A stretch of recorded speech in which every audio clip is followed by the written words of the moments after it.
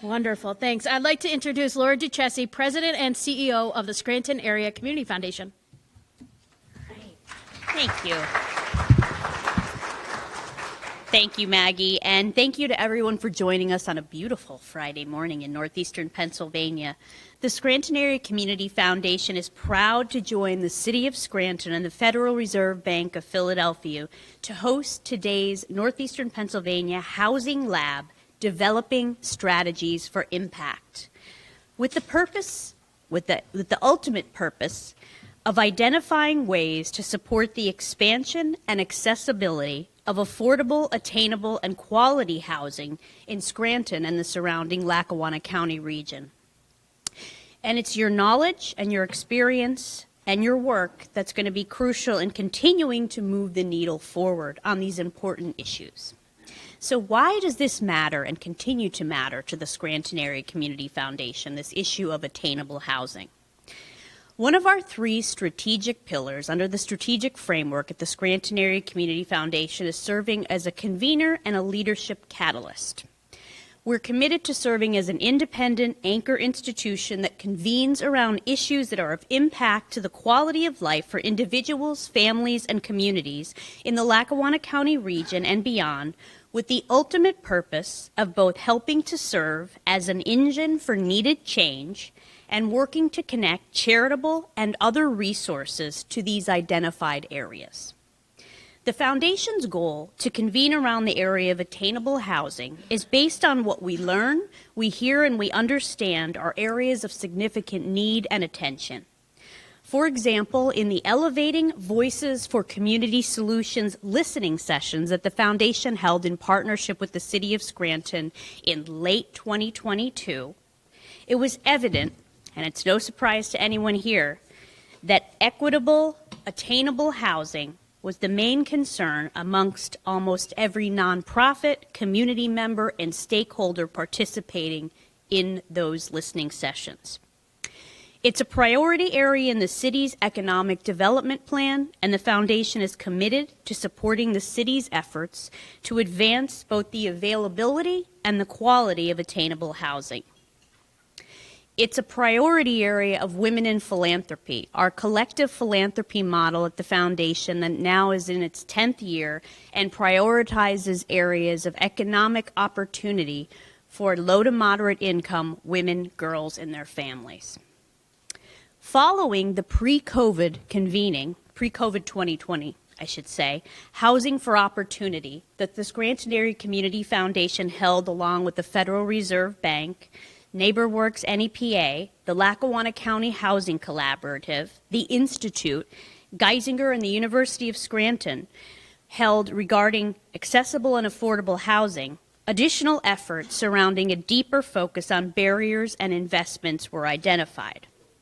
And so it's a critical extension and a launch pad following the 2020-led Scranton Area Community Foundation cohort with the Federal Reserve Bank of Philadelphia Reinventing Our Communities program, which provided us with an equity lens which to understand the racial disparities that exist throughout the housing access in the region and the important next steps needed to further identify and work to rectify and advance some of these housing needs in the region.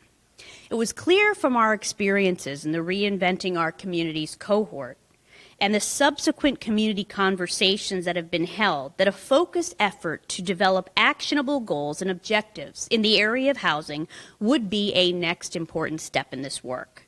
While additional important work has been done, is continuing to be done to date in the area in analyzing both the issue and the history of redlining in the area, deep conversations regarding the history of displacement of communities of color, investments in attainable housing, and increased funding to improve the housing stock in the region. This, we believe, in partnership with the Federal Reserve Bank of Philadelphia, the City of Scranton, and many of our key partners who are here today, is an important next step, an action lab intended to engage around 2 key targeted area of focus, and that is the strategies for affordable housing development and pathways to affordable home ownership. So today we plan to come out of the convening with a shared, in-depth, and timely understanding of the root causes of the barriers in the area of affordable housing development and affordable home ownership. We expect to come out with the opportunity, we expect to glean the opportunity to learn additional promising leading practices that deliver results by engaging with experts and practitioners in each focus area.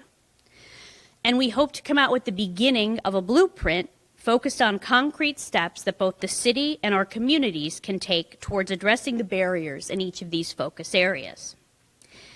And so Vivian Williams is going to address the next steps in terms of details about what the day will look like, but it would be remiss if I didn't mention how fortunate we are to have so many expert speakers, panelists, moderators, and facilitators joining us today.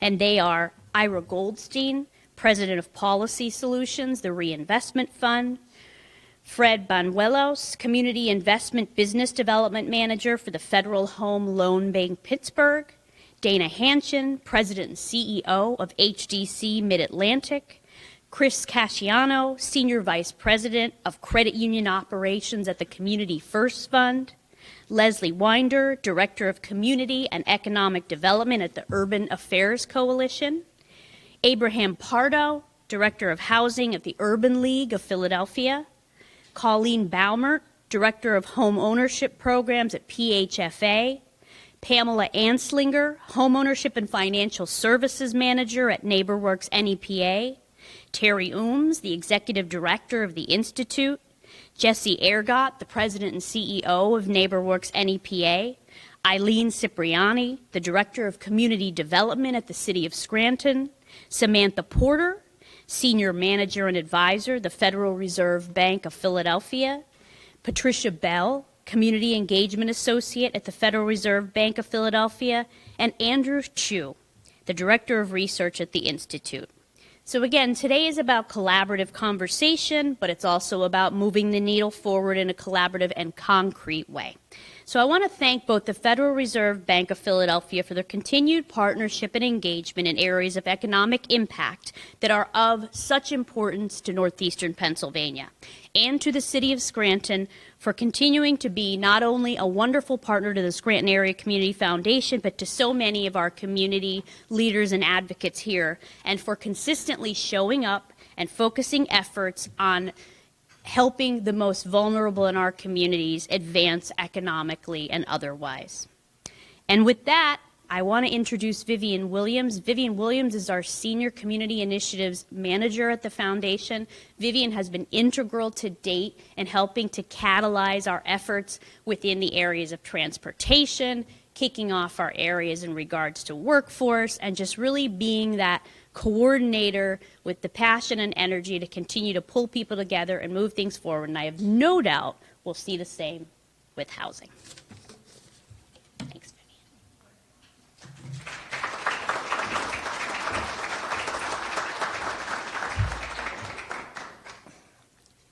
Vivian. Good morning, everybody.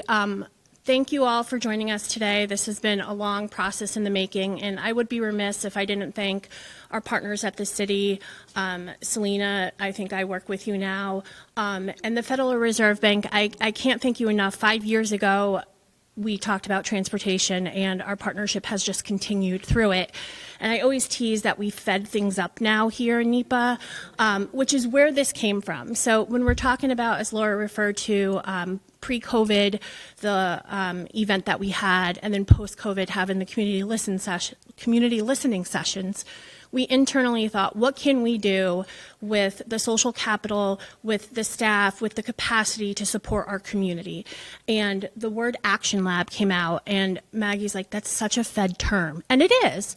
So, you know, we reached out to Aaron and Sam, and they were like, absolutely, we're on board. We will help bring any resources needed here. And it developed from there.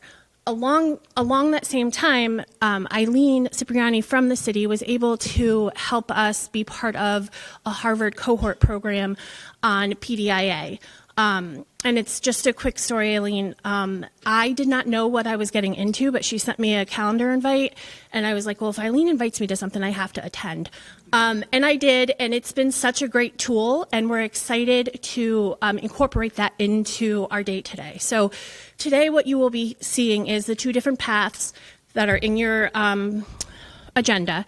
And what that's going to do is it's going to bring leading practices, leading practitioners, experts within the field throughout the country to bring knowledge to our area, take that knowledge, along with the knowledge that you all have being the practitioners here in NEPA, and then develop a plan. And one that might seem large, or some may say not attainable. As Laura said, I have hope that there is. We have a new staff member. My colleague Amy Betts is here. So between the two of us, it will be our job to keep this going. So whatever we develop here, know that we will do our best to keep it going, and we have visuals here. So we'll hear from some leading practitioners. We'll take a break. We'll have some lunch to kind of sit with that information. And then afterwards, we are going to have our Federal Reserve Bank colleagues lead us in developing that plan with action items for the end of the day. We would be remiss if we did not bring DEI into this conversation and the landscape. So I am very excited that Andrew Chu from the Institute is here to share some of the region's landscape views that we need to keep in our mind as we hear from leading practitioners and as we develop this plan. So Andrew.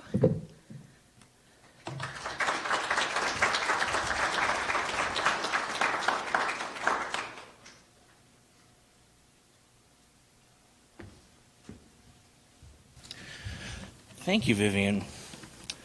And thank you to the Federal Reserve Bank of Philadelphia, the Scranton Area Foundation, and all of you for being here this morning.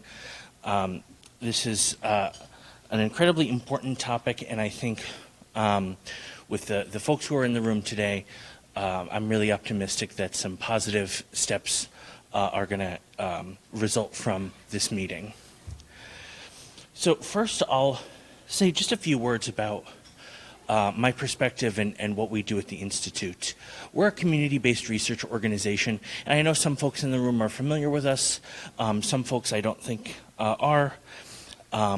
We do research on a wide variety of topics related to northeastern Pennsylvania. We do a regional indicators report of all different data. We do economic and policy research. We have several topic-based task forces that do research on a number of different topics. And we've done a lot of research in the last few years on housing, and there's a reason for that.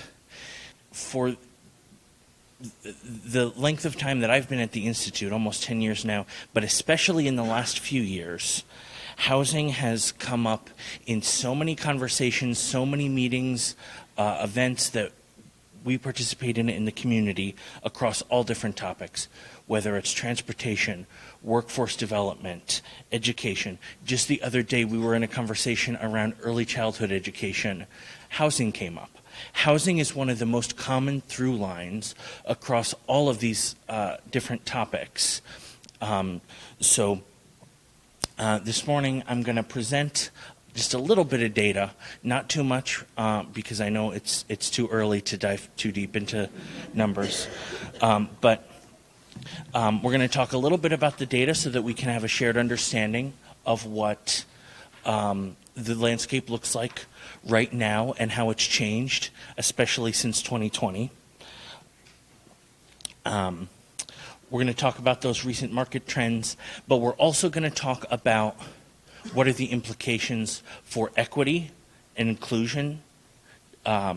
Diversity, equity, and inclusion is a phrase that's on a lot of people's minds lately, but we really want to dig into what equity looks like in housing. And as a result of that, what's the broader significance of this conversation? What is the economic and the non-economic costs to our region if we don't act? We'll get into a few fast facts about the housing landscape in Lackawanna County. About just under 2/3 of housing in the county is owner-occupied, and just over a third is renter occupied. The vacancy rate is just a little under 13%. The typical home value as of 2022 was about $164,200. That, by the way, is the typical value of mid-market homes from like the 35th to 65th percentile. So this is a market rate measure of mid-market housing.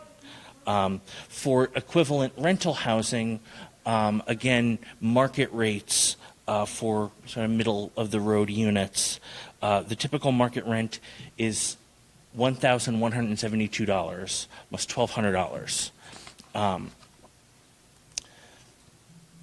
And we also need to understand what the housing stock looks like.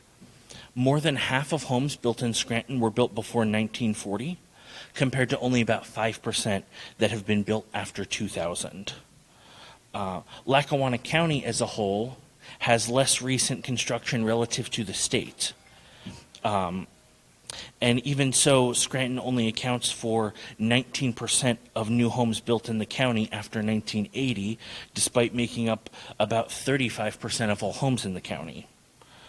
So the picture we get is probably not shocking to folks who are used to working in the city and possibly living in the city or in Lackawanna County. Scranton is the region's historic core.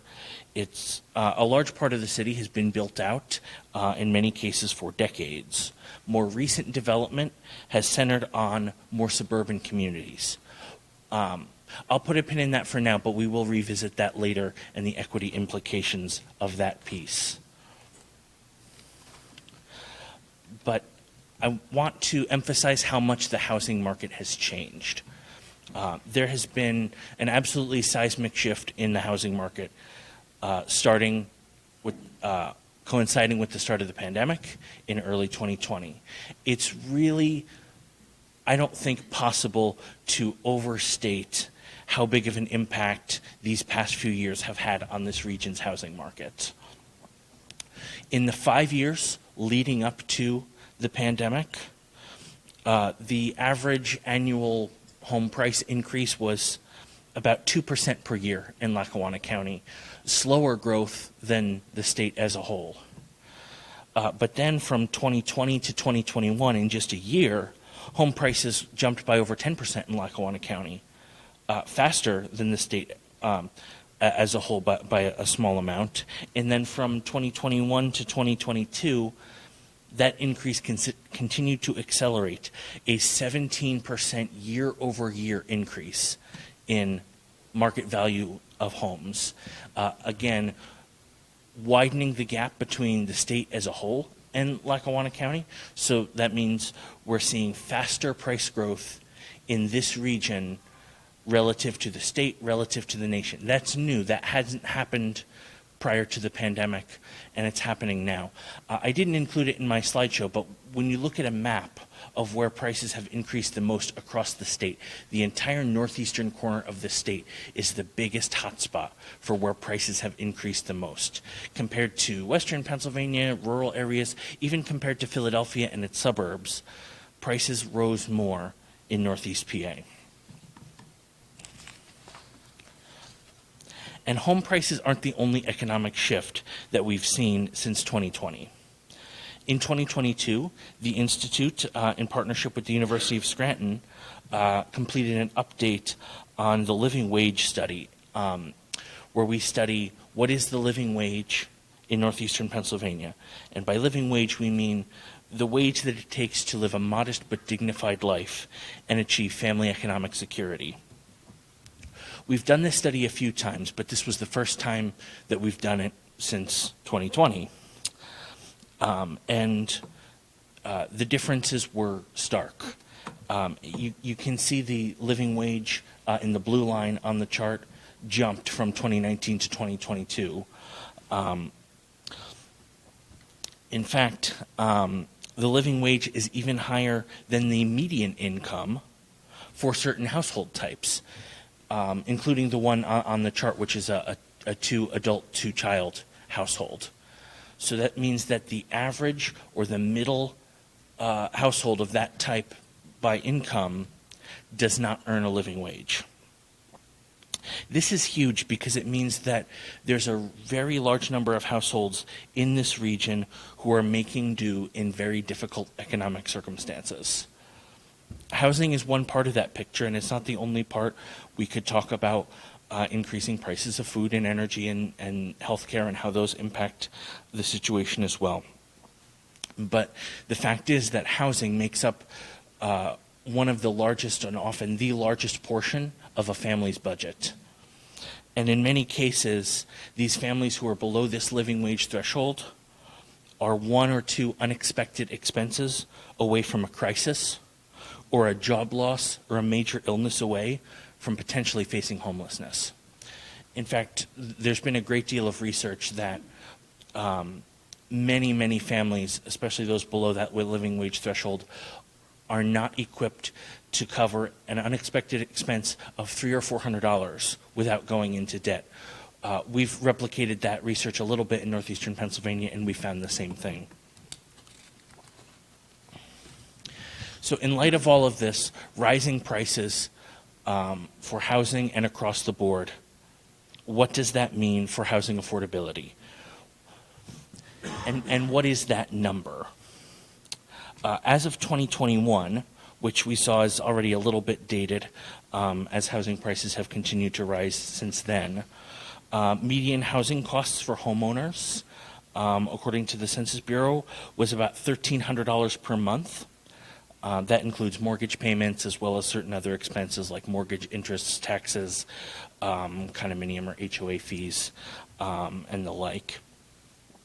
$1,300 a month. Renters at the time averaged a little over $800 a month. Keep in mind that number's a little bit smaller than the number we saw before for a couple reasons. One, it's a year older, and two, this includes all rental households, not just the middle of the market households. But you'll note that there's a huge difference between the median income of renters and homeowners. Homeowner households on average had a median income of almost $80,000 a year compared to renters just over $31,000 a year. So when you do the math, it means that while homeowners, or I should say the median homeowner household has housing costs that are about 20% of the median income for those types of households. For renters, it's over 30%. These ratios still compare a little bit favorably to the state as a whole and to certainly larger cities where New York and Philadelphia, where households tend to be even more cost burdened. But that's a huge gap between renters and homeowners. And there's huge equity implications in that when renters are paying a larger share of their income for their housing than homeowners are.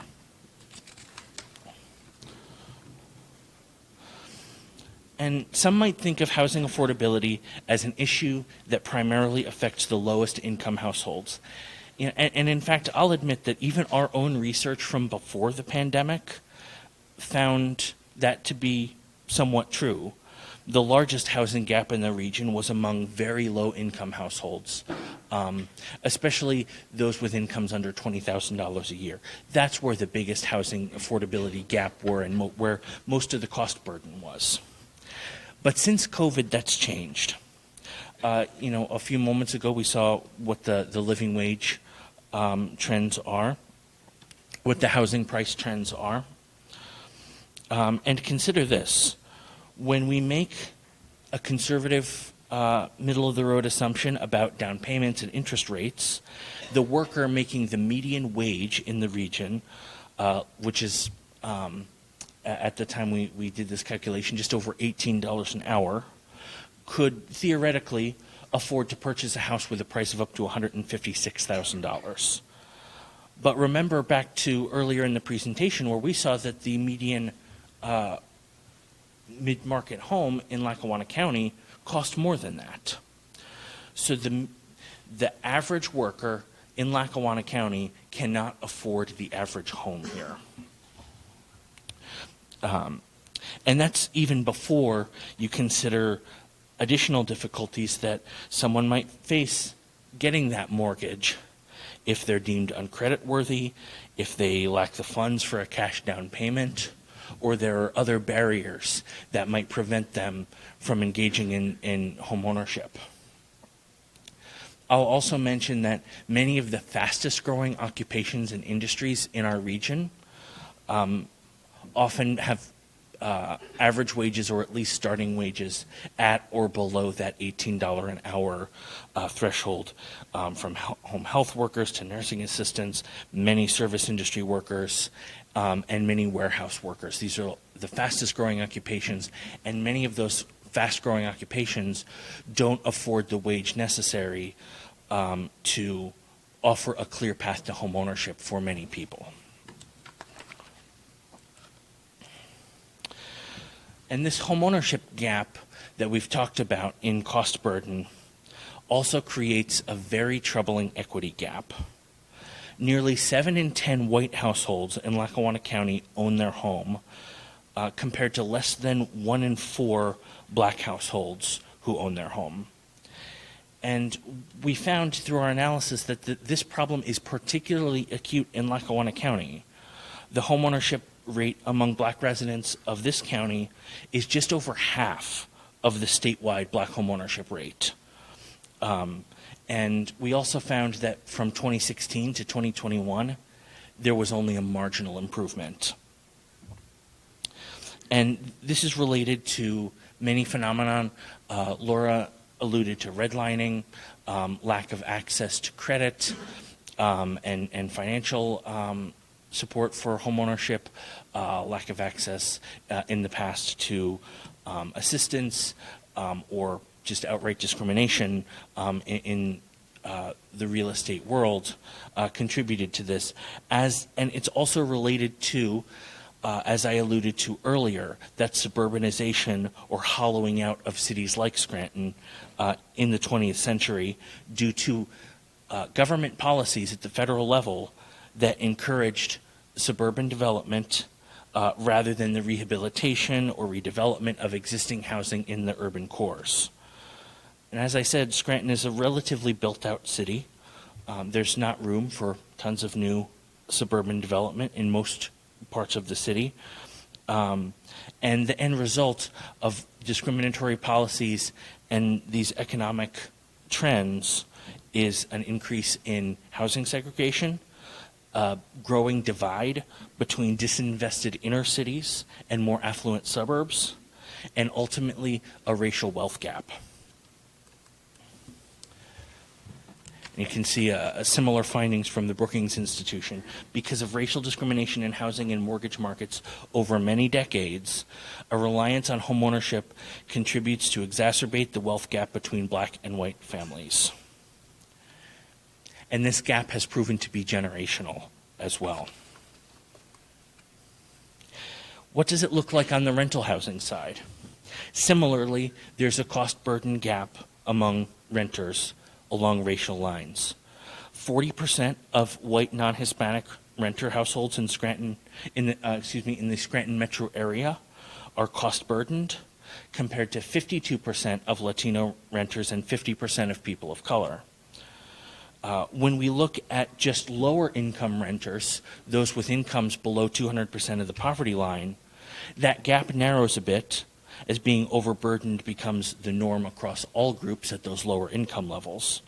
But even then, there's still a bit of a racial disparity in those households as well. So I'm going to pause the data discussion for now, because I could talk about data all day, but I'm going to spare everyone that. But I want to really highlight what is the cost, economic and otherwise, of not taking action around housing. And we're here, this is an action lab. The whole point is to try and move forward with some solutions that we can all implement to increase equity and affordability and access around housing. And there are economic costs to our region as a whole when we don't have adequate and equitable and affordable housing. High housing costs hurt employee recruitment, productivity, and retention. that makes the region less competitive. It makes us a less attractive place to want to do business, to invest, because we don't have adequate housing for the workforce. There are costs in health and welfare as well. One study from the Boston Medical Center found that nationwide, the health and social service costs that were the result of inadequate or unstable housing in families, that nationwide those costs were $111 billion over 10 years. You know, these are real economic costs that come from a lack of housing. But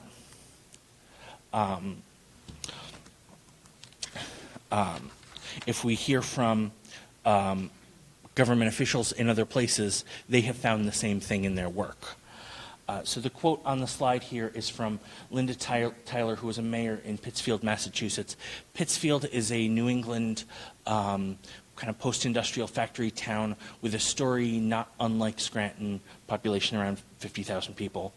And she said that I'm a firm believer that job creation, business development, and stabilized neighborhoods are all part of economic development.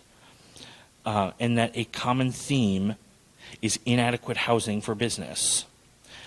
So in order to have successful economic development, we need to address our housing issues, including blight, neighborhood stabilization, and that broader community development picture. You can't have one without the other. But beyond the economic costs of failing to address housing, there are real human costs as well. And I didn't want to gloss over this, because it's not just that unaffordable or inequitable housing will hurt our region economically. We know it will. But that it also hurts our neighbors, people in our communities, maybe people that we know, maybe people that we don't know. But even still, these are our neighbors. And over the last 7 years, on average, during annual point-in-time counts, Lackawanna County has averaged 188 people counted as homeless. And on average, 50 of those people per year are children. And this is the end result of failures of housing to be accessible to everyone. There are many barriers that contribute to why housing might be unaffordable. And while we can certainly have conversations around everything from mental health and healthcare access to the criminal justice system as contributors to these statistics as well, at the end of the day, housing and stable housing for the entire spectrum of our society is at the core of this challenge. Go ahead, Maggie. That number seems a little bit low, and I'm wondering, is it that word counted is probably the Absolutely. Yeah,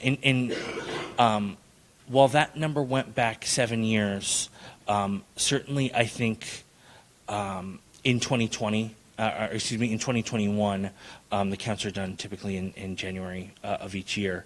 In 2021, because of the pandemic, I think there's an especially likely case that there was a pretty significant undercount. The point-in-time counts attempt to count folks who are both sheltered and unsheltered, but we know a lot of people are missed. And so I think that number is a starting point rather than an ending point. And I think an important takeaway also, though, is that a significant share of those 188 who were counted were unsheltered, and a significant share were children. When housing is unstable, children's education suffers, and we know from research that even starting in early childhood, quality education is very much associated with all sorts of outcomes later in life, from earning potential to health and overall well-being. So when young people aren't getting started with that stability, or especially we're learning a lot in the research in recent years with a focus around trauma or adverse childhood experiences, an eviction, a foreclosure, or a period of homelessness is absolutely a traumatic experience for any young person to have to go through, and that will impact their trajectory for the rest of their life. And so it's important that we address those things that are happening as well as prevent them from happening in the first place. And some of the data that I've talked about is a little bit bleak, and while I think we have a lot of assets as a region, even around housing, we have a lot of challenges, and we see that. But I want to talk a little bit about what diversity, equity, and inclusion in housing specifically might look like. We know that for renters, that cost burden that we see is a multifaceted problem, both with wages and many households earning below a living wage. Market rents have risen substantially. Access to and availability of subsidized affordable housing, whether it's specifically affordable units or housing vouchers or other types of programs to make housing more affordable. These types of programs aren't accessible to every person that needs them. And even housing quality issues of access to jobs and transportation in schools, housing overcrowding, blight, those kinds of issues. And I think that we should remember that truly inclusive solutions to housing need to work to reduce barriers and inequalities in each of these areas, rather than just one. On the homeownership side, there's been a history of inequality, of inequity, and a lack of inclusion. And a solution means reducing those barriers, creating more equal access to home ownership so that more families can build that wealth, including those who may have been denied that access in the past. It also means proactively connecting housing opportunities with marginalized communities. Black, Asian, and Latino populations in the city, immigrants, refugees, also includes older adults, includes people with disabilities of all ages, the LGBTQ plus community, people with chronic health conditions or living with HIV. There are many marginalized groups that may have lacked access to housing now or in the past. And I emphasize that word proactive because I think that's one of the most important things to take away from this discussion. It's not just about creating programs that are equal on paper and congratulating ourselves for a job well done. Truly equitable solutions require going to the communities and taking steps to reduce barriers, actively including, not just a lack of exclusion. So I think if we think about some of these principles and some of this background information, it will give us context and a foundation to guide us, both as we move through the rest of our discussions today around solutions and going forward. At this time, I'm happy to answer any other questions. I'm just curious if you have any data that speaks to single-parent households, particularly single mothers, women get paid less, and just in the region, or what that financial disparity looks like, especially between homeowners and renters, between traditional families and single-parent families. There is data out there around those issues. If we can chat aside, I can get your contact information and I can see what I can find and share that with you. Data we have looked at around single parent families specifically, we found that especially single mother households have much lower than average income compared to other family types, yet have seen huge increases in the living wage. So in our living wage study, we did look at multiple household types, and single parent households were among the worst impacted by that increase in the living wage since 2019. So I believe you had a question. Curiosity, it seems like even though the prices have stabilized, like for example in Philadelphia, home prices have stabilized, you guys will continue having this issue, or this county in terms of home prices know if you have any data that shows what might be some of the factors that are contributing to such a steep decrease, outside factors, internal policies, I don't know. I think there's a few things. I think the demand side is a big piece of it. And when we've looked at on a map of where housing prices have increased the most across the northeastern quarter of the state, we've actually, you can see that those price increases follow Interstates 80, 81, and the Turnpike.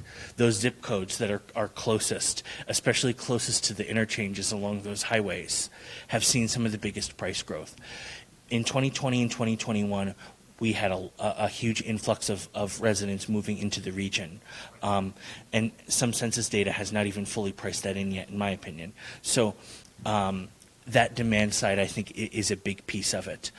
Certainly on the policy side, I think there are things that we as a region, as well as other regions, could improve to make sure that barriers to construction of housing, both market rate and affordable, that those barriers are as low as feasible. I think there are some positive steps moving in that direction. I have seen some really positive conversations around inclusionary zoning kinds of conversations, land use policy changes that would allow for denser housing in many of our communities. So I think those are steps in the right direction. Yes. If I recall your slide on living wage correctly, the high point is down, it's about $90,000, which is quite high. What household take? That was for two-parent, two-child households. And a big part of what drives those increases is the high cost of childcare. That's been one of the biggest drivers of that living wage increase. The living wage tends to be a little lower for households where only one parent works. It just means that other parent then has to have an even higher wage by themselves to support the family. But that increasing childcare cost, I know folks in this room who are parents are living it firsthand, but it's difficult and it forces families to make very difficult decisions about who participates in the workforce versus cares for children in the household. Okay. Well, I will take the lack of any further questions as a sign that we all want to talk about solutions and that we're ready to go out and fix some of these problems. So with that, I will again thank the Scranton Area Foundation and the Federal Reserve Bank of Philadelphia for putting together this event. And I would like to welcome for the next portion of our program, Eileen Cipriani from the City of Scranton. Thank you.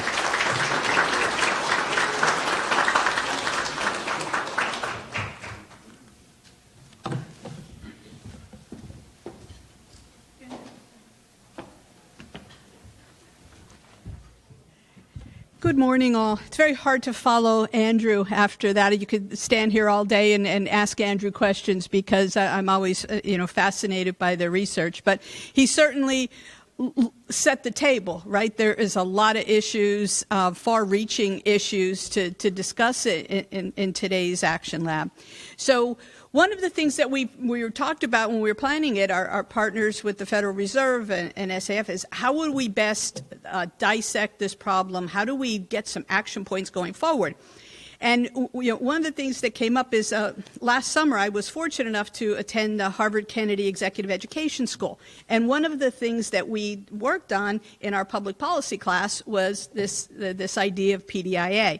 And what it stands for is problem-driven iterative adaptation. So it's a way to break down a problem into its root cause to look for points of entry to try and really address it. So what the practical application of this was in the city is my project was how do we increase the quality of rental housing in the city? And that ended up, with the help of a lot of folks in the city, including Andrew Cotillo, who's sitting here today, in our new rental licensing ordinance. So we were able to affect change, and we're going to continue to affect change. So it is a very effective strategy. So this program usually takes place over a period of months.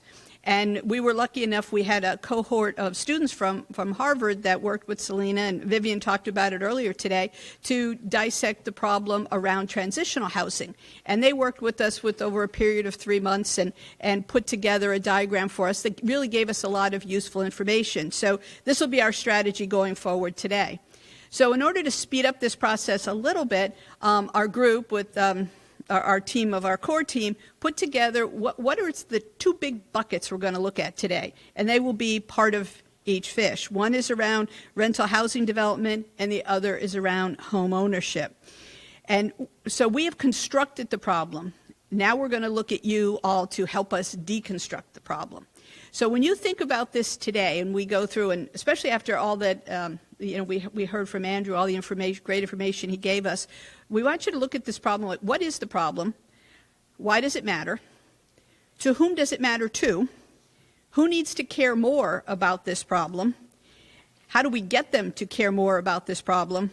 And what does it look like when we solve this problem? So we're going to use our fish bones to deconstruct this problem. And we're going to look at questions in the 5 whys, right? So what we want to do is, well, why is home ownership low in the area? Well, maybe it's because there's competition. We just talked about that earlier. We have people that are able to come in with cash and buy the house. All right, so why is that a problem? And we just keep going one why after the next why till we get the 5 whys and deconstruct each problem that we identify as a point of entry. You know, in the city, I try to do this all the time with our staff, and usually after the first why, the next thing that comes out of my mouth is, well, you can't actually be serious. That's the problem. So I think with this group today here, we'll be really successful with this in breaking down this part of it. So after we do our 5 whys, we break down the fishbone. One thing you'll notice, and it's important with the iterative process of it, is very often you'll get a point of entry that's enormous, right? Andrew mentioned several of them: education, DEI. They're their own fish, and some of them are probably really a whale, right? I mean, they're just that big that we can't solve those. But they also are an entry into other problems that we have that maybe we can dissect and affect. You know, I was talking to Dana earlier today, and we were talking about development, right? Bringing nonprofits in to do development in the city. And one thing she said to me was, what's your process like to get through city planning? Right?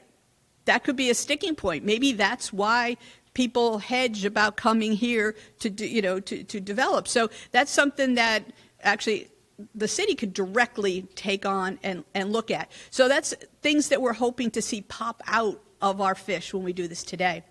So after we have our fish, we have our deconstructive problems, we have our points of entry that we think are solid and actionable. We want to look at it then through 3 lenses. One is authority, one is ability, and one is acceptance. So with authority is, who do we need to get to approve this, right? Do we need our legislators? Do we need city council? Do we need regulators? And then looking forward from a step, do we need residents? Do we need the community? When we did the rental registration licensing, you know, I realized we needed legal, we needed the mayor, we needed council. The biggest stumbling block was my own staff. So what we need to do is look at it from every lens. Who is it we have to get on board to do this? And then look at it from our lens. How much authority do we already have, right? And how do we use that to the best of our ability? The next one is ability, right? So we need money, we need time, and we need skill to make this happen. Do we have that all in this room? If we don't have it, who has it, and how do we get it from them, right? How do we bring them into the tent and get them to be part of this with us? Last one is acceptance. So we all accept that this is a large issue in this region. It's a large issue nationwide. We're sort of the choir, right? But if we go outside and walk down Lackawanna Avenue and we start talking to people in the community, do they think it's a problem? Right? So how do we get other people in the community, our legislators, leaders, community leaders, residents, how do we get them to accept that this is a really big issue? And how do we get all of those leaders to actually accept that they need to put behind it political capital, whether it's a small p or a big P, they need to get behind it and push. And we need to convince them that, yes, this is a really top priority issue, and it affects so many other issues. They're all interwoven into our education system, our economic development, and to DEI in the community. So, I think that's really one of the core missions of this group, is to really spread the importance of this issue. So I think you'll enjoy this exercise. I think it's going to be a lot of fun, and it's a really good way to, to really break this down and remember what happens in the Radisson stays in the Radisson. So no idea is a bad idea, and we want to make sure that we get everybody's thoughts out there, because you never know when we stumble upon a gem of an idea. So what we want to be able to say in the city, we want to know who's owning it, who's responsible for it. God forbid there's a fire, who do we call, if you're out of town? And we're going to do inspections on it for safety. Do you have proper ingress and egress? Is the electricity, do you have the proper outlets in the city? Do you have smoke alarms, CO alarms? So our inspections are not going to be thorough inspections, as far as, building construction, but it's going to be the safety instructions. Is that ordinance available online for renters, owners? I own a rental unit. How do I get that information? That is online, and starting in the beginning of May, we're going to actually send correspondence out to all the landlords and to we can't really get all the tenants, but all the buildings, and try and get all the tenants to let them know of the new legislation. The cost did not change. The cost is all the same. It's just going to be a whole different way of looking at it. I mean, the sad reality in the city of Scranton is we have north of 16,000 rentals. We only have track of about 3,000. So, that's a really dangerous situation. There's a lot of people, as a new realtor, people are looking to buy multi-unit. Right. So, maybe thinking problem solving as a realtor, how do we get this information to all the realtors so that when, you're selling a building, here, this is the law of the land, Absolutely. right? Yeah. Any other questions? All right, Vivian. Thank you, Eileen. We are running ahead of time, so Asia, I want you to keep that momentum going for the next time. I'm excited.